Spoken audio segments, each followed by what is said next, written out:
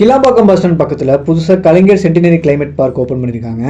இந்த பார்க் பார்த்தீங்கன்னா டிசம்பர்லேயே ஓப்பன் பண்ணிட்டாங்க. நான் இப்போ தான் விசிட் பண்ணுறேன். ஏன்னா இப்போ செம் எக்ஸாம் முடிச்சுட்டு ஊருக்கு போயிட்டு இப்போ தான் வந்தேன். ஸோ இந்த பார்க் பற்றி சொல்லணும்னா ஃபேமிலியோட இல்லைனா ஃப்ரெண்ட்ஸோட வந்தால் நல்லா ரிலாக்ஸ் பண்ணிட்டு போகலாம். இந்த பார்க்கோட டைமிங் பார்த்தீங்கன்னா மார்னிங் 5:30 9 o'clock வரைக்கும், அதே ஈவினிங் பார்த்தீங்கன்னா 5 o'clock 9 o'clock வரைக்கும் ஓப்பனில் இருக்குது. இந்த பார்க்கோட கன்ஸ்ட்ரக்ஷன் ஒர்க் ரொம்பவே நல்லா பண்ணியிருக்காங்க.